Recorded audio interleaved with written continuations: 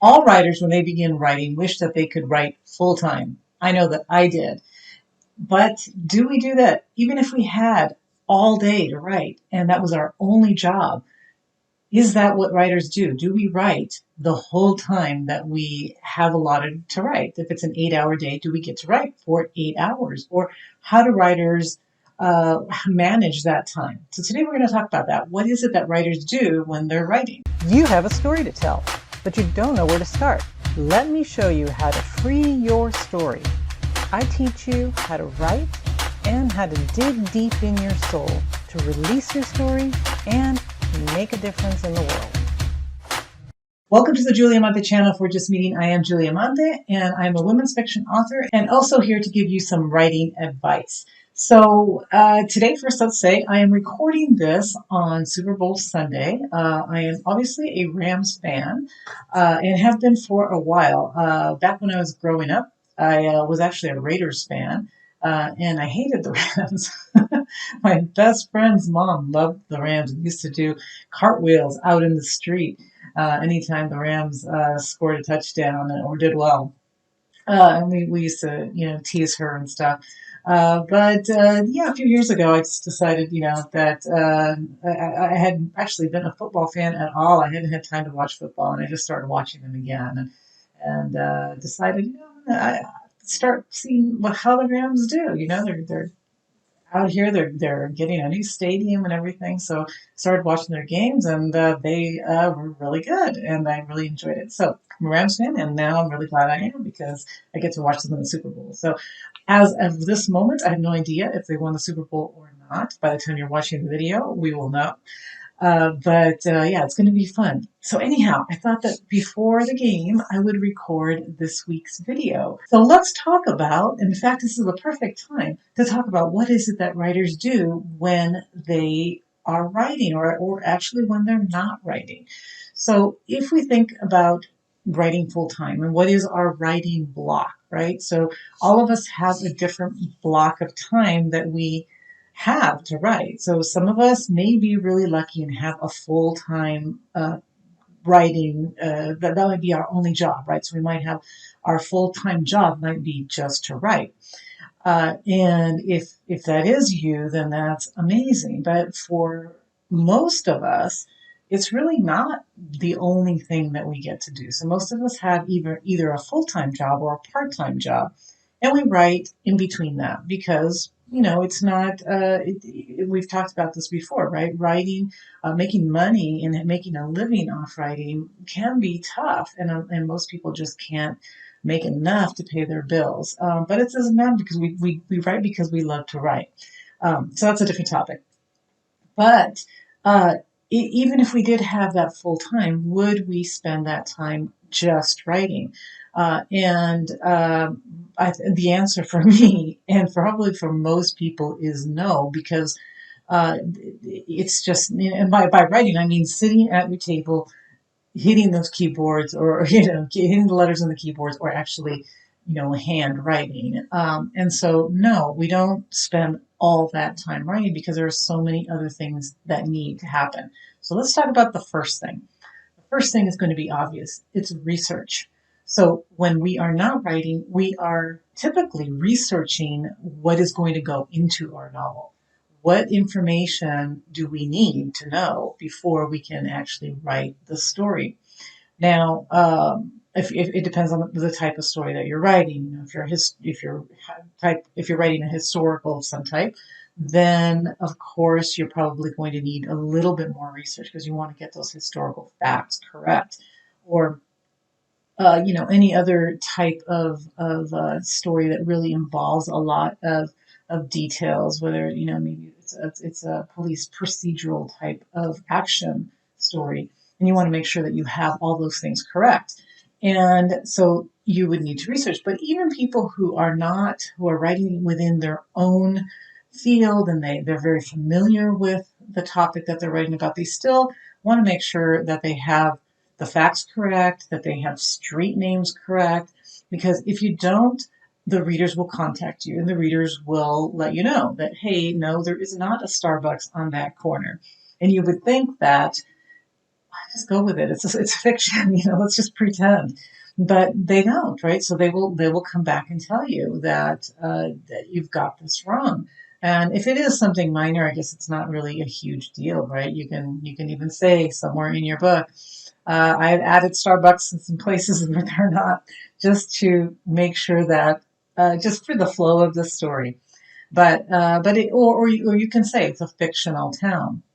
And I have done that in my books, is like, this is not a true place. It's based on a true place, but it's actually a fictional town. And it's one of the ways that I use to make sure that my story is timeless, so that so somebody doesn't 10 years from now write me and say, well, this street is no longer here, or this neighborhood has changed. It's like, well, I know that, right? Because over time, those things are going to happen.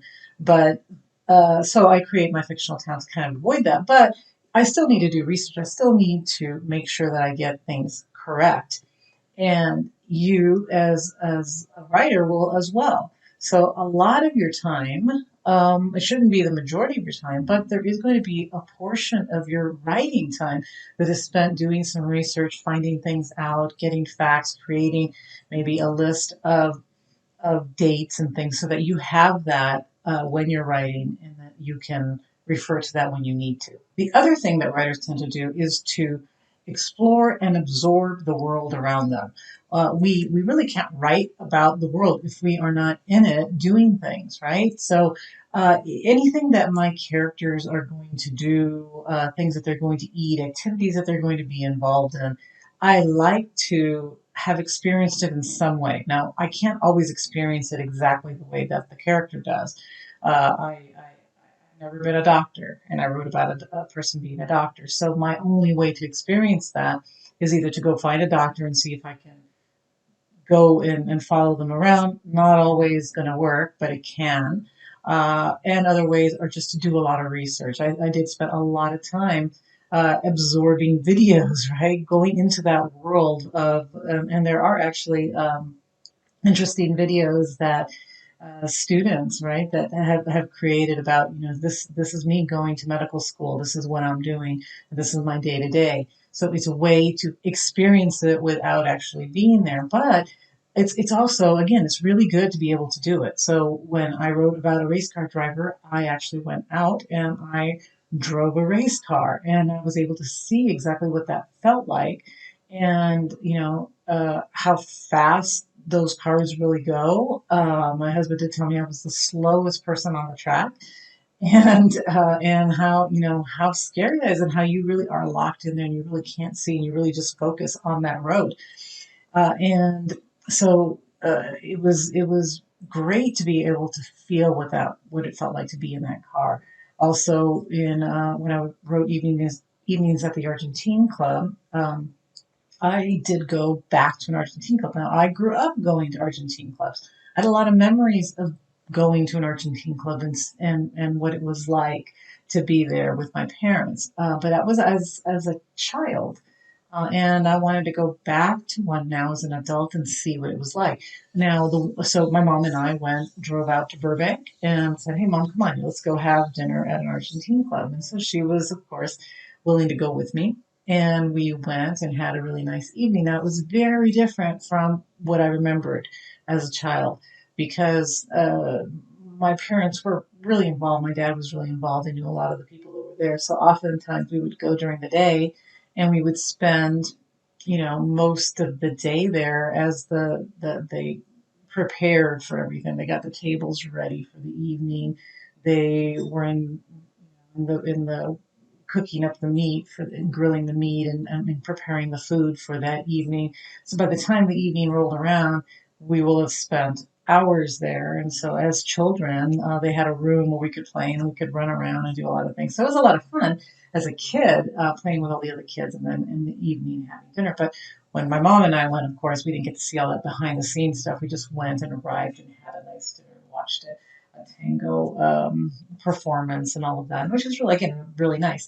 But I was able to go back and see it again. And so part of our writing time, and honestly, I don't include that as the time that I would have been writing, but it is part of what I'm not doing when I'm writing, is absorbing the world around me, uh, feeling, the feelings, the food, the taste, everything that my character is going to be experiencing. I try to go and experience that myself.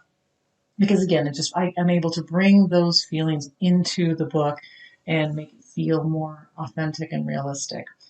So this is something else that writers do. And one of the reasons that I tell writers that not to freak out too much if you are not, if you only have an hour to write, because you're always kind of absorbing the world around you. You're listening to conversations. You're feeling the sunshine when you go out for a walk. You're watching a bird. You're all of that, right? You're living, and you don't know how much that you may use in a book sometimes. So just take all that in and pay attention, right? That's part of it, is paying attention. We could also go through life without noticing anything, but then we will have nothing to bring back to our novels and our stories. So you do want to pay attention to what's going on around you. Something else that writers do a lot is read. And that's probably, again, it's probably obvious, but if you're a writer that does not read a lot, I really encourage you to read, because you get so much out of reading. Not only, of course, being exposed to stories in your genre and outside of your genre that you can bring back and use within your own story. And what I mean by that is, you when you're reading a book, it's like, oh, okay, I see how this author did this. I see how they handled this argument. I see how they put together how they described a certain thing. And it helps you to become a better writer, because every time we see and learn from other writers, that helps us in our own writing. So again, you want to read as much as you can. So if you're not already doing that, you should. And I make time to read at least every night. During the day, it's really difficult for me. So even if I have a few moments, I probably won't read during the day. I may read articles or other things, but in the evenings, I always read. I always read a novel typically, but sometimes I'll read nonfiction. But I try to read as much as I can, and I wish I could read more. I really do. A house full of books. I'll probably never be able to read every book that I own, but I read as much as I can. Okay, something else that I tend to do, and probably other writers do as well, is organize your writing space. So, and again, I want to say I don't do this when it is my writing time, unless I'm really stuck on a scene. So if I'm writing a scene, it's not really flowing well, something's not happening. I'll, I tend to think, okay, I just need to free up my mind a little bit. So I will get up, I'll start organizing my desk a little bit. Maybe I'll go file some papers. I'll just get up, kind of stretch, do something a little bit different, just and kind of still continue to think about that scene or that story. Okay, and this is not an invitation to go and do your chores. So it's not, go clean your whole house or go do something.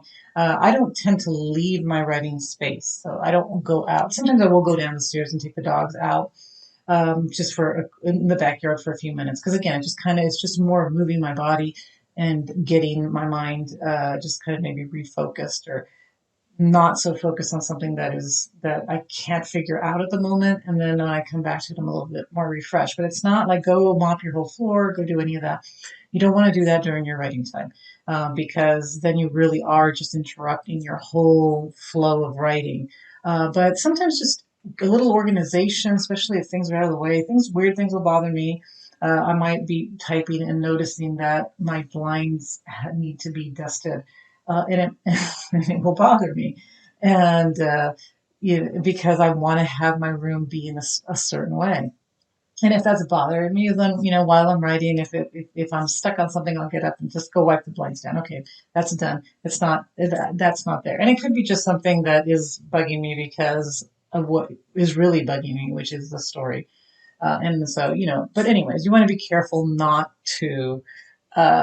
not to let a chore distract you, but sometimes just having your place organized and feel right, whether it's to light a candle, do something else, will help you just to go back and continue to write.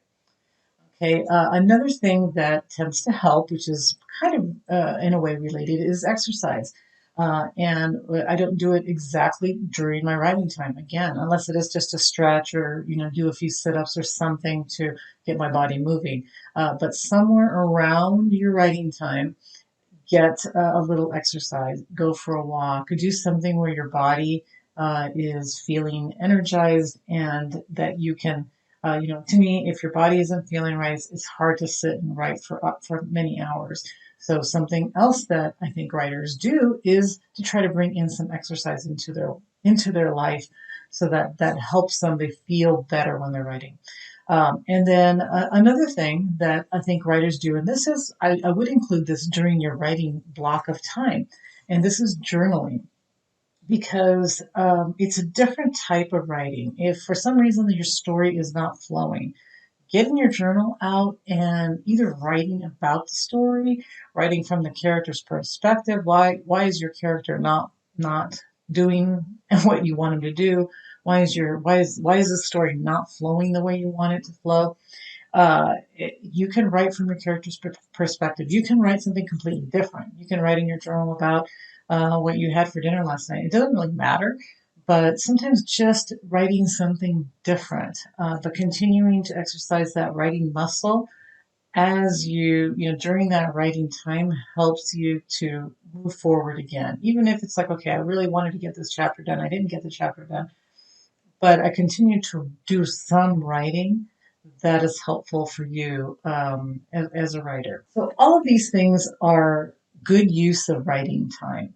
And that's what we want to do. We want to make the best use of our writing time as possible. Now, the best use is actually writing the story that you want to write.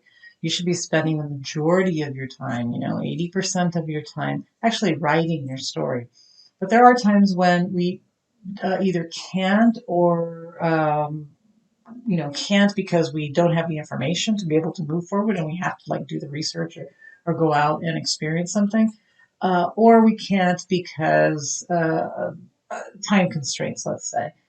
So that's when we can go out and say, okay, I can't actually sit and write right now, but I do, I am taking my son to a swim competition or swim practice, and I'm going to either take a notepad and do a little, some note taking, or just kind of notice things around me and see if any of this stuff will someday go into a book.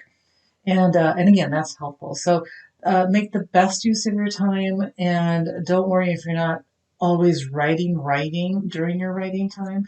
Just try to do it as much as you can, because of course that's our goal, is to move forward with our story. So I hope this helps you today. If it does, then please hit the like button and subscribe button. And I hope to see you again next Friday for the next writing tip.